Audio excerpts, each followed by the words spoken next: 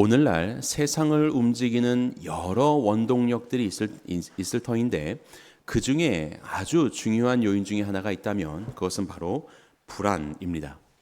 사람들은 불안하기 때문에 무엇인가를 준비하고 구입하고 염려하며 그렇게 그들의 삶의 여러 상황들을 살아가고 있는 것이죠. 우리가 왜 불안할까요? 그것은 두 가지의 이유일 것입니다. 세상에 대한 불확실함입니다. 세상이 어떻게 변할지를 우리가 온전히 예측할 수 없기 때문에 우리는 불안할 수밖에 없겠지요. 그리고 두 번째 요인이 있다면 그 세상을 살아가는 나의 불완전함 때문입니다. 불확실하여도 잘 대비하여서 열심히 노력해서 그것을 대처할 수 있다면, 그런 능력이 있다면 괜찮을 텐데 그런 능력이 우리에게는 없지요. 우리는 불완전합니다. 그래서 불안할 수밖에 없는 것입니다. 그렇게 노력을 해도, 많은 것들을 가지고 대비하며 노력을 해도 불안한 사회에서 이 불안을 떨쳐버릴 수가 없다 보니까 급기야는 이 모든 불안의 요소들을 피하고자 하는 회피의 모습들도 많이 보여집니다. 오늘날 결혼을 하지 않는 이유, 자녀를 낳지 않는 이유, 물론 여러 가지 이유가 있겠지만 사람만큼 불확실한 존재가 없지요. 그 사람과 결혼하였을 때 내 인생이 어떻게 흘러가게 될지를 알 수 없기 때문에, 자녀를 낳게 되면 그 불확실함을 어떻게 대처하며 살아가야 될지를 확신할 수 없기 때문에 사람들은 이런 만남들과 또 자녀를 갖는 것들을 멀리 하게 되는 것 같습니다. 그러다 보니까 사람들보다는 좀 덜 불확실한 존재, 동물들을 반려동물로서 반려자 대신 품게도 되고, 심지어는 최근에 보니까요, 동물들도 좀 불확실하잖아요. 반려석도 있습니다. 반려석, 돌입니다. 돌을 가져다가 옷도 입히고 모자도 씌우고 집도 마련해줘서 돌은 불확실함이 없으니까 그 반려석이라고 해서 판매하는 것도 보게 되었습니다. 단순히 장난감이 아니라 무언가 내 마음을 의지하면서 살아갈 반려자로서 바로 이러한 사물들을 의지하는 것을 통해 우리는 이러한 불확실한 세상의 불안들을 좀 회피하고자 하는 그런 마음을 가지고 있는 것이죠. 심지어는 성도들의 삶에서도 이러한 불안감이 엄습하여서 불안함 가운데 살아가고 있는 성도들이 얼마나 많이 있습니까? 우리가 서로를 향해서 평안하십니까? 평안하세요라고 말하지만 아무도 그 평안을 바라지 않고, 평안하면 감사하지만 평안하지 않을 수도 있을 텐데, 도대체 세상은 내 개인과 나의 가정과 나의 이웃과 내 직장에서의 이 모든 상황들을 가만히 두지 않으니 평안하세요라는 말은 그저 상투적인 표현으로 전락해버리는 그러한 상황들이 혹 우리의 삶은 아닙니까? 그러던 중에 오늘 본문을 보면 참 재미있는 표현이, 구절이 등장하게 됩니다. 오늘 본문을 우리가 쭉 읽어봤지만 이런 내용입니다. 다메섹에서 전했더니 박해가 일어나서 피신했어요. 예루살렘으로 와서 전했더니 박해가 일어나서 피신했습니다. 전함, 박해, 피신. 전함, 박해, 피신. 이것이 오늘 본문의 말씀입니다. 그런데 이 말씀을 결론 지으며 31절은 이렇게 시작합니다. 그리하여. 그럼 무슨 결론이 나올까요? 그리하여. 그런데 전함과 박해와 피신의 결과인 그리하여 하면서 뭐라고 말씀하시냐면, 온 유대와 갈릴리와 사마리아 교회가 평안하여 든든히 서갔다라고 말씀합니다. 너무나도 불안한 상황 아닙니까? 그런데 이 불안한 상황 속에서 이때는 더 흔들려야 되는데 어떻게 평안하고 오히려 든든히 서가는 교회가 되었다라고 말씀하고 있는 것일까요? 이렇게 불안하기 짝이 없는 상황 속에서, 그들의 무력함을 다시 한번 확인할 수밖에 없는 상황 속에서 도대체 초대교회는 어떻게 평안하였고 오히려 든든히 서갈 수 있게 되었습니까? 오늘 본문 말씀을 통하여서 이 평안의 비결을 살펴보고 이 평안을 여러분들의 평안으로 삼으시기를 간절히 바랍니다. 자, 먼저 평안이란 무엇인가를 보겠습니다. 평안은 구약 성경을 보면 샬롬, 이게 많이 아시는 단어이죠. 샬롬. 신약 성경의 헬라어로는 에이레네라고 이야기를 합니다. 이것의 첫 번째 의미는 바로 안녕한 상태라고 할 수 있습니다. 여러분 평안, 화평, 평화 생각해 보시면 어떤 이미지가 떠오르십니까? 아주 평온한 자연 속에 집은 달랑 한 채가 있고 그곳에서 들려지는 소리라고는 사람의 소리는 들려지지 않고 새가 지저귀는 소리, 물이 흐르는 소리, 바람결에 나뭇잎들이 서로 부딪히는 소리만 들려지는 그런 상황. 와, 평화롭다. 이렇게 생각이 되겠죠. 이와 같이 어떠한 대적자들도 존재하지 않는 상황, 바로 적대적이지 않은 상황, 그래서 그런 사건이 없는 상황, 이것을 우리는 안녕한 상태라고 할 수 있을 것인데 그것을 이제 성경에서는 평안이라고 말하고 있습니다. 자, 그런데 단순히 이런 소극적인 의미에서 평안만을 의미하지 않습니다. 두 번째, 우리가 반드시 알아야 할 평안의 의미가 있는데 그것은 바로 사랑과 믿음의 관계입니다. 사랑과 믿음의 관계. 평안은 아무것도 없는 상태라는 것에서 그치는 것이 아니라 관계라는 것이에요. 관계. 가장 먼저는 누구와의 관계를 말하겠습니까? 하나님과의 관계입니다. 하나님과의 사랑의 관계, 그분을 향한 우리의 신뢰의 관계가 있을 때 우리는 그것을 샬롬의 관계다, 평안의 관계다라고 얘기를 하는 것입니다. 그리고 또한 하나님을 사랑함으로 이웃을 사랑하는 그 모든 관계들, 그것이 사랑과 믿음이 있을 때 우리는 이것을 평안하다라고 말할 수 있습니다.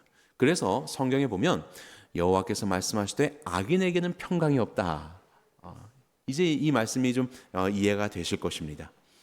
악인은 자신이 가진 모든 힘으로 말 그대로 사건들을 짓누르며 그렇게 평온한 삶을 살아가는 것 같은데 성경에서 말씀하시기를 악인은 이 샬롬이 없다라고 하시는 겁니다. 왜요? 그는 하나님을 사랑하지도 않고 주를 향한 믿음도 없기 때문에, 관계가 없기 때문에 그는 참된 평안을 가진 존재가 아니라는 것입니다. 이것이 바로 평안입니다. 소극적으로는 안녕한 상태요, 적극적인 의미에서는 하나님과 또 하나님이 주신 모든 관계들과 사랑과 믿음의 관계를 누리고 있는 것, 이것이 바로 평안이라고 볼 수 있을 것입니다. 자, 그렇다면 이런 불안한 세상 속에서 우리는 어떻게 이 평안을 가질 수 있을까요? 본문은 우리에게 먼저 이렇게 이야기합니다. 바로 주를 경외하라입니다. 이것이 바로 평안의 첫 번째 비결입니다. 오늘 본문에 보게 되면 31절에 그리하여 온 유대와 갈릴리와 사마리아 교회가 평안하여 든든히 서갔다라고 하면서 주를 경외함과 성령의 위로로 진행하여서 수가 더 많아졌다라고 그렇게 증언하고 있습니다. 여기서 말하는 주는 누구를 말하고 있는 것일까요? 여러분들 성경책 한번 보십시오. 자, 27절입니다. 그가 길에서 어떻게 주를 보았는지와 주께서 그에게 말씀하신 일과, 바울이 길에서 주를 보았습니다. 그리고 주가 말씀하셨습니다. 이 주가 누굽니까? 예수님. 예수님을 말하는 거예요. 주를 경외한다, 예수 그리스도를 경외한다는 거예요. 그래서 바울은요, 이렇게 예수님을 만났고요, 그리고 예수님을 증거하는데 그의 예수님의 증언이 무엇인지를 살펴봅니다. 20절 보면 예수님을 하나님의 아들이시다라고 증언합니다. 여러분, 예수님은 하나님의 아들이십니다. 하나님은 온 세상을 창조하신 창조주, 우리의 주인 되시는데 예수님이 하나님의 아들이시라는 것은 예수님이 우리의 주인이 되신다라는 뜻입니다. 자, 그리고 22절에 그리스도이신 예수님을 증언하였다고 합니다. 예수님은 그리스도, 곧 우리의 구원자가 되십니다. 예수님은 이와 같이 우리의 주인이시오, 우리의 구원자이십니다. 바로 그 주인 되신 주를 어떻게 했다고요? 경외하였다. 경외하였습니다. 경외란 무엇입니까? 선한 두려움을 갖는 것입니다. 공포감 이런 것이 아니라 선한 두려움을 갖는 것. 그래서 하나님을 선하게 두려워하며 그분을 존경하고 그분의 위엄과 그분의 주권을 인정해 드리는 것, 이것이 바로 경외한다입니다. 사람이 하나님을 경외하면 어떤 일이 벌어지는지 아십니까? 그의 삶의 기준이 바뀌게 됩니다. 하나님의 절대적인 주권을 인정하기에 우리나라에 수많은 법이 있어도 헌법이 최상의 법인 것처럼 나의 모든 기준과 나의 생각들 위에 내가 가장 경외하는 하나님이 나의 기준이 되시는 거예요. 그럼 그의 삶은 하나님이 기뻐하시는 기준대로 살게 되는 것입니다. 변화하게 되는 것이에요. 자, 오늘 이 본문에서 교회가 어떻게 평안할 수 있는가? 주를 경외하였다. 이 교회에 있는 많은 제자들이 그들의 삶의 기준을 자신으로 삼지 않고 하나님으로 삼았기 때문에 그들은 평안할 수 있었다라고 그렇게 말하고 있는 것이에요. 자, 성경에 보겠습니다. 그리스도를 경외함으로 피차 복종을 하고 하십니다. 경외한다는 것은 기준의 바뀜이라고 말씀드렸지요. 주님을 인정하고 경외하기에 서로가 복종하라는 말씀을 하고 계시는 것입니다. 바꿔 말하면 서로의 복종을 통하여서 주님을 경외하는 걸 드러내라 라고 말하는 것입니다. 베드로전서는 이와 같이 말씀합니다. 너희가 진리를 순종함으로 너희 영혼을 깨끗하게 하여 거짓 없이 형제를 사랑하게 이르렀으니 마음으로 뜨겁게 서로 사랑하라. 여러분들의 생각, 여러분들의 경험, 여러분들의 지식에 순종하는 것이 아니라 우리 하나님 아버지 앞에 우리가 순종하게 될 때에 성도의 삶은 어떻게 변한다고요? 그 기준에 변한 삶은 무엇이라고 말씀합니까? 서로 사랑하는 삶으로 바뀌는 거예요. 하나님을 사랑하는 자, 이웃을 사랑하게 되는 것입니다. 이것이 바로 주를 경외함으로, 그리스도를 경외함으로 피차 서로에게 복종하는 삶의 모습입니다. 그래서 우리가 서로를 사랑하고 살피며 돕는 것으로 주님을 경외하는 우리의 신앙을 고백하는 것이고, 이 사랑을 통하여서 주님을 영화롭게 하는 것입니다. 이것이 바로 성도의 삶이에요. 바로 이러한 삶이 초대교회에 나타나게 됩니다. 여러분 생각해 보십시오. 바울이 회심을 합니다. 그리고 그가 회심을 하였더니 사람들이 좋아했습니까? 아니요, 두려워했습니다. 아니, 이 사람은 믿는 자들을 박해하던 자가 아니냐, 두려워하였습니다. 그런데 아나니아에게 말씀하셨죠? 그를 받아들이라고요. 그리고 다메섹에 제자들이 있습니다. 그리고 나중에 이 사울을 피신하는 데 도움을 줍니다. 예루살렘으로 왔습니다. 예루살렘의 제자들이 깜짝 놀랍니다. 그런데 바나바가 등장하여서 이 바울을 소개합니다. 그러자 이 제자들이 바울을 맞이합니다. 바울이 어려움을 당하자 그를 피신할 수 있도록 도와줍니다. 이 제자들은 마음을 열어서 바울을 그의 형제로 맞이했어요. 쉬운 일이었을까요? 아니에요.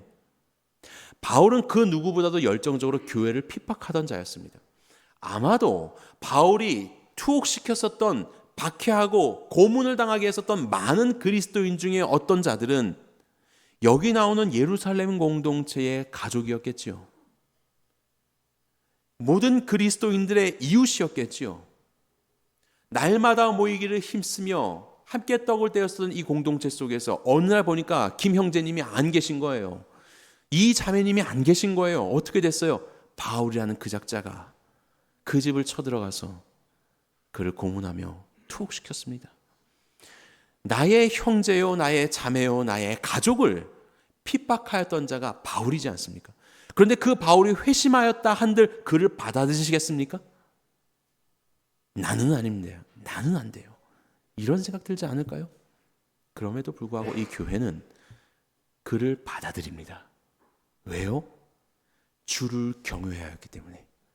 그들의 삶의 기준이 더 이상 자신이 아니라 하나님이셨고 예수 그리스도이셨기 때문에 기꺼이 그 형제, 이 바울을 자신들의 형제로 받아들일 수 있었던 것이에요.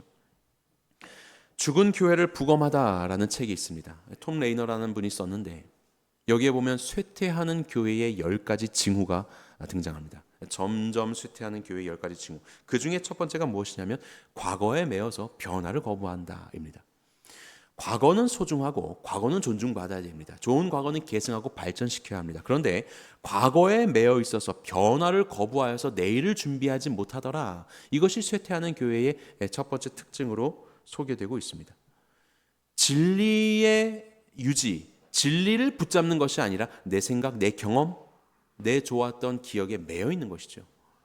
그리고 두 번째 특징이 있다면 이웃을 외면하고 그들만의 교회를 이룬 교회, 지역사회를 외면하고 요새화된 교회, 이것이 바로 쇠퇴하는 교회의 두 번째 특징입니다. 이 기준들을 살펴보게 될 때 이것은 결국 하나를 말하고 있습니다. 그 교회의 기준이 자기 자신들이 되어 있는 것입니다. 내가 기준이야. 내가 원하고 내가 좋아하고 내가 좋은 것 속에 머물러 있다 보니까 하나님의 기준과 그리고 주님 앞에 그 기준을 가지고 있을 때에 사람을 사랑하게 되는, 피차 서로 복종하며 뜨겁게 사랑하거나 하나님의 말씀을 이행하지 못하고 그저 자기 자신에 매여 있는, 갇혀 있는 그런 교회의 모습, 이것이 바로 쇠퇴하는 교회의 모습이라고 볼 수 있겠지요. 제가 병원에 있다 보니까 한 일주일 동안 이제 수술하고 이렇게 입원해 있었잖아요. 6층이나 되는 큰 병원이었습니다. 그래서 뭐 병실에도 있고 또 좀이 쑤시니까 다리는 멀쩡하니까 온 층을 막 돌아다녔거든요. 그런데 제가 그 병원에서 보았던 재밌는 사실이 있습니다. 그 큰 병원에 직원만 150명이 넘는다고 하던데 수많은 사람들이 입원해 있고요. 그 큰 병원에 사람은 단 두 부류만 있더라고요. 아픈 사람과 그 아픈 사람을 돕는 사람. 이 두 사람밖에 없습니다. 어디 가든지 뭐 간호사들은 돕는 사람들이지요. 의사들도 돕는 사람들이지요. 밥하시는 여사님들도 돕는 분이고 식판 날라주시는 분도 돕는 분이고 심지어는 저희 병동에 통합 간병 하셨던 할머니도 할머니셨지만 다쳐있는 이 아픈 사람을 위해서 돕는 분이었습니다. 접수하는데 가 있더니 아니 이 사람은 의사도 아니고 간호사도 아니고 직원도 아니고 멀쩡해 보이는데 이 사람은 왜 있지? 알고 보니까 다 보호자예요. 대신 수납해주고 짐도 대신 들어주고, 그래서 그 병원 안에 있는 사람은 단 두 사람밖에 없습니다. 아픈 사람 아니면 돕는 사람입니다. 만약에 그 병원에 아프지도 않는데 돕지도 않는 사람들이 거기 있다고 한번 생각해 보십시오. 그냥 배회하면서 그냥 서 있는 겁니다. 그러면 어떻겠어요? 병원 일이 잘 돌아가지가 않죠. 오히려 걸리적거리게 되겠지요. 교회는 영적인 병원입니다. 교회는 두 부류의 사람이 존재합니다. 아픈 사람, 그리고 그들을 돕는 사람. 그리고 이 아픈 사람도 때로는 어떤 부분에 있어서는 능히 도울 수 있어서 또 다른 아픈 이들을 돕는 사람이 되기도 하고, 오늘은 돕는 이였다가 어느 날 내 삶에 닥쳐오는 아픔과 또 상처가 있을 때 그것을 기꺼이 드러내어서 또 도움을 받는 그런 아픈 자가 되기도 합니다. 그것이 바로 교회입니다.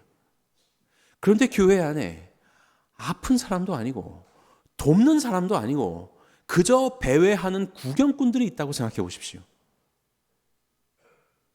그러면 하나님의 나라가 어떻게 이루어지겠습니까? 걸림돌이 되지 않겠습니까?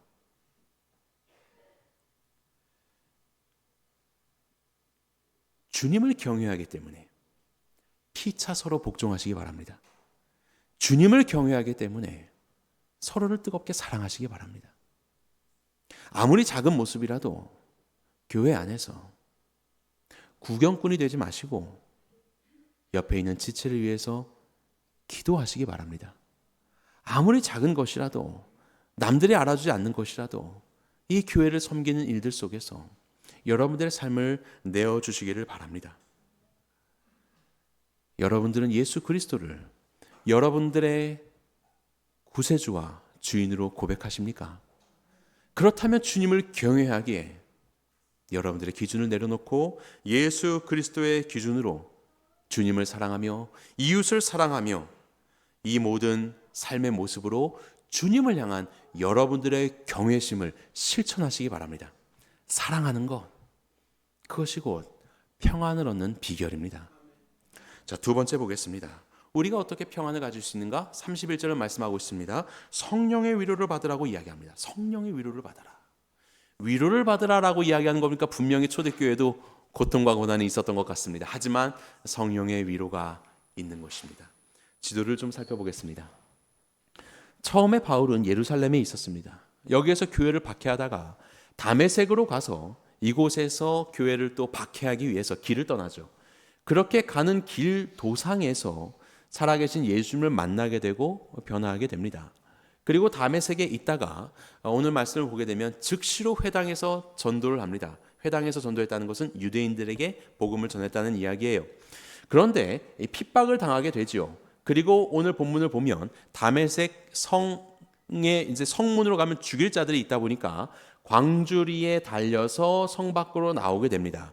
그리고 이제 시간이 흐르면서 예루살렘에서 바울이 등장하게 되지요.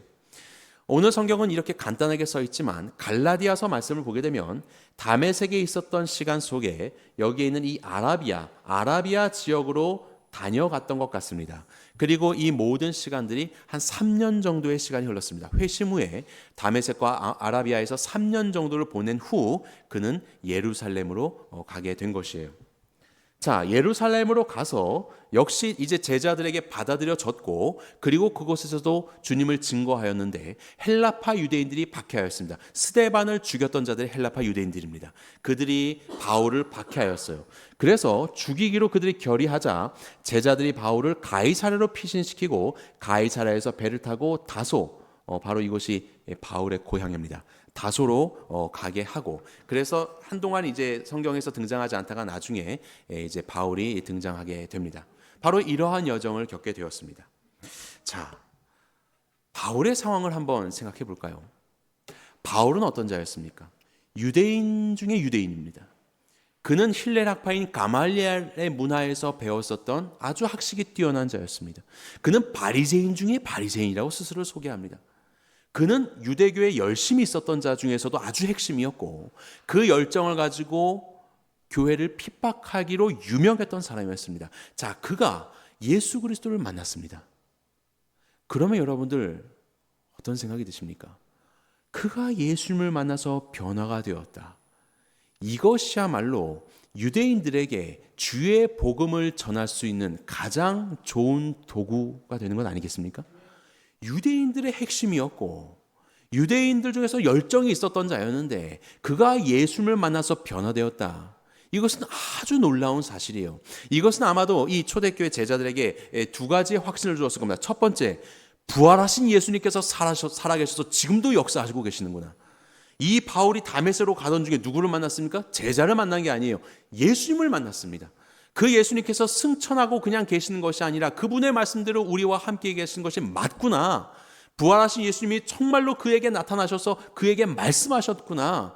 이것이 얼마나 큰 위로가 되었을까요? 아마 옛날 우리가 영화들 보면 나라들이 서로 전쟁할 때 병사들 싸우게 하지 않고 장수들끼리 나와서 싸우잖아요. 장수끼리 나와서 싸워서 거기에서 이긴 과 진 것으로 전쟁의 승패를 이야기하지 않습니까?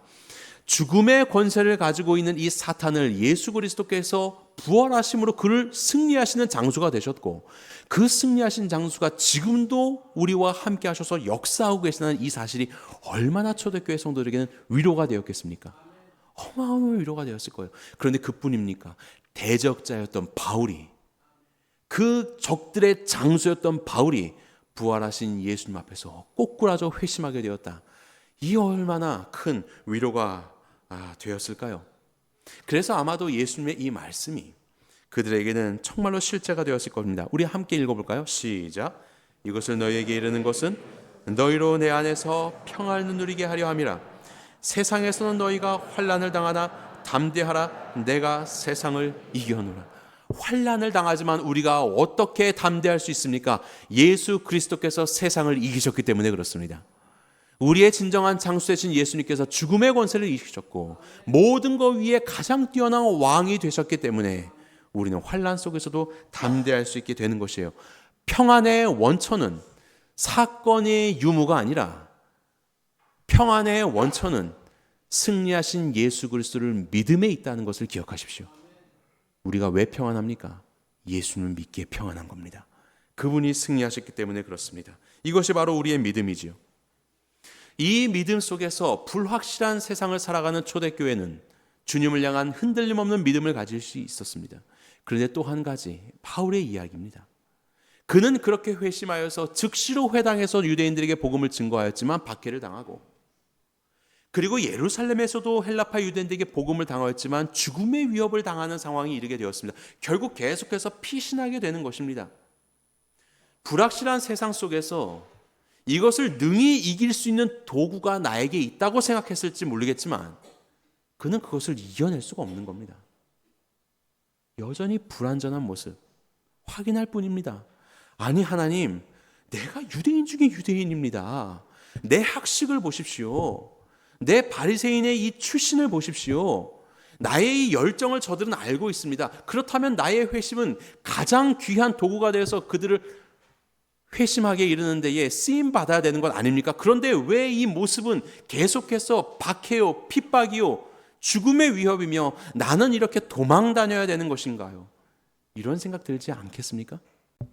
그래서 결국은 그는 그의 불완전함 속에서 다메섹에 있다가 예루살렘으로, 예루살렘에 있다가 가이사랴, 가이사랴에서 자신의 고향인 다소로 쫓겨가게 되었습니다.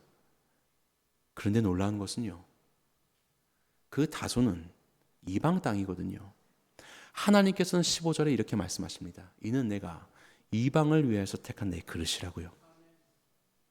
지금은 비록 계속해서 박해와 어려움 가운데 내몰리는 것 같은데 결국 바울의 삶은 이방 땅으로 가고 있는 것입니다.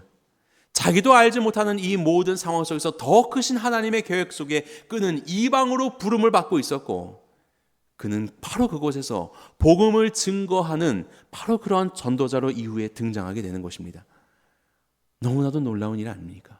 사람이 준비하고 우리가 생각하는 그 모습, 내가 생각하는 가장 좋은 도구? 아니요, 그것을 내려놓게 하시고 하나님의 크신 뜻을 이루어 가시는 하나님의 역사요. 제가 얼마 전에 인터넷에서 아주 재밌는 이야기를 들었습니다. 한 교회가 있는데 주차가 문제지 않습니까? 그런데 너무나도 감사하게 그 교회 옆에 공터가 있는데 그 공터 주인이 교회에게 여기다가 아무런 조건 없이 주차하세요, 주일에 주차하세요, 이렇게 허용을 해줬다고 해요. 그래서 주일날마다 그 공터를 아무 대가 없이 이용을 했다고 합니다.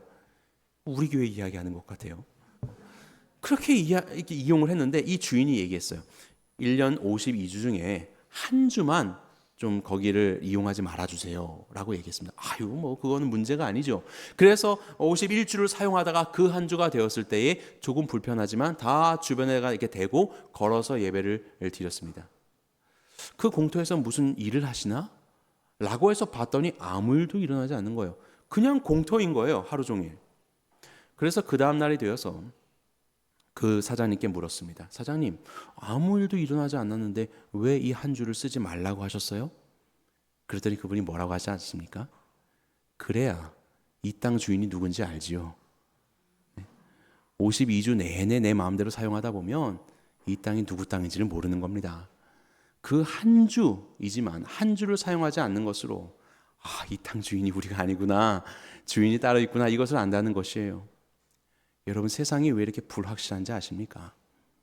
왜 내가 가진 도구, 완벽해 보이는 도구로도 완전한 것 같음에도 불구하고 왜 이렇게 불완전한 모습들을 우리는 날마다 발견하는지 아십니까? 아마도 세상이 불확실하지 않고 우리의 예측대로만 흘러간다면 우리는 세상의 주인이 하나님이시라는 것을 망각하게 될지도 모릅니다. 세상의 그런 변화 속에서 내가 온전히 준비한 나의 완전함 속에서 이 모든 것들을 능히 우리가 치러낼 수 있다면 어느 순간 우리는 내 삶의 주인이 하나님이시라는 사실을 망각해 버릴지도 몰라요.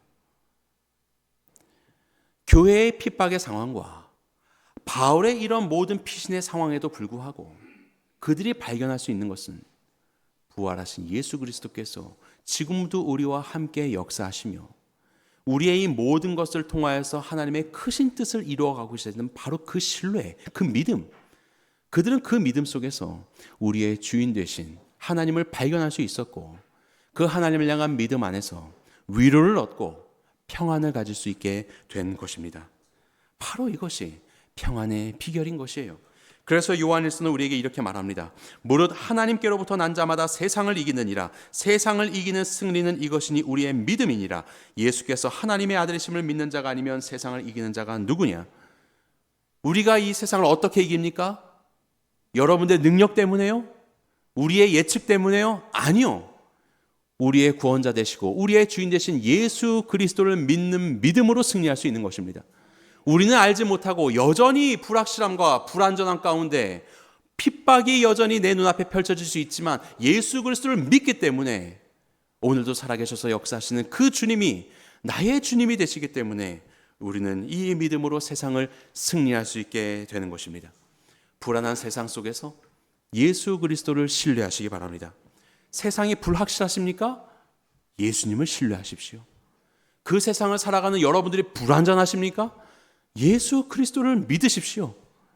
그 믿음 속에서 우리의 전 존재의 주인 되시는 예수 그리스도를 인정할 때에 죽으시고 부활하셔서 지금도 당신의 크신 뜻을 이루어 가시는 예수 그리스도를 향한 믿음 안에서 우리는 위로를 얻게 될 수 있는 것입니다. 그 속에서 우리는 참된 평안을 경험하게 되시는 것입니다. 주님을 믿음, 이 믿음이 우리의 평안이 되는 것입니다. 말씀을 정리합니다.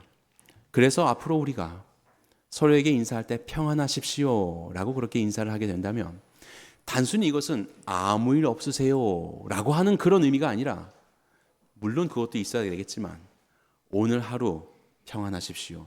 오늘 하루 형제님 자매님 주님을 경외하십시오. 오늘 하루 주님을 경외함으로 이웃을 사랑하십시오. 오늘 하루 어려움이 닥치게 된다 하더라도 지금도 살아계셔서 형제님 자매님과 함께 하시는 주님의 크신 역사를 바라보며 그분을 향한 믿음으로 위를 얻으시며 승리하십시오. 이러한 의미를 담아서 평안하십시오라고 인사하는 우리가 되기를 바랍니다. 우리 옆에 있는 분들과 인사하십시다. 평안하십시오. 평안하십시오. 오늘도 내일도 예수 그리스도로 인하여서 평안하시기를 주님의 이름으로 간절히 축복합니다.